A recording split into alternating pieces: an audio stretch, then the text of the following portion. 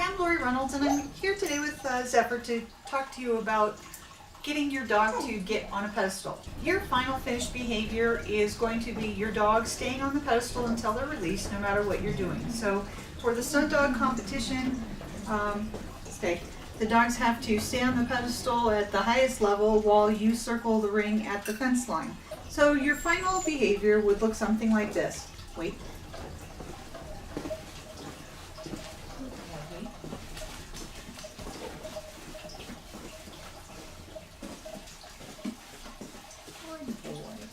And I don't mind if he turns on the pedestal. I understand his desire to watch where I'm going. My other dog just turns her head instead of turning her entire body. And the rules say they can follow you around on the pedestal, so I'm fine as long as he keeps all 4 feet on the pedestal. The very first step to teaching this is to teach the dogs that this table is the best, most wonderful place in the world to be. So what I started with, ready, go, was just having them come towards the pedestal, wait, and showing them that there were cookies up here. Yes, good boy. What a good boy. Good dog. And then I asked them to come all the way up and rewarded for that mounting of the pedestal. We're going to have him move off. Ready? Yes, good boy. Whoops.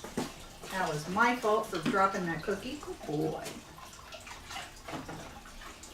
And so for each time that they repeat the behavior of hopping up, I'm going to give them a number of rewards while they're on this pedestal. You can also teach a specific behavior on the pedestal if you want to. You can teach a sit or a down. I am going to be doing tricks with him on here, so I don't have a specific position I want him to assume when he gets up on the pedestal. But your next step is getting a little bit of distance away from the pedestal and allowing the dog to find it on their own. So I'm going to ask him to get off. Go. Boy. Okay. And then I'm going to ask him to go hop up on his own. Ready, baby? Go hop up. Yes. Good boy. That's a good boy. As he becomes more proficient with that, I'm going to move further and further away until I can send him from any position, from anywhere. I'll move out of camera range here just for a second. I'll go over by my back door there, and that's about a 15-foot send. And I just want to show you how the initial stages of training to get them excited about being on the pedestal can allow you to have a lot of excitement for moving towards the pedestal. Come here, buddy.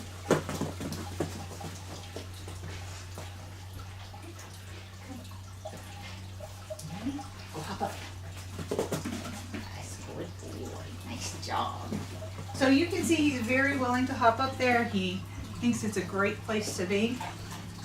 Once I've got this behavior, if you want to go to the stunt dog levels, then you're going to need a couple of things. You're going to need to be able to back up and have them stay for 5 seconds. So I'm going to ask him to wait. I'm going to back 6 feet away. Good boy. Good boy.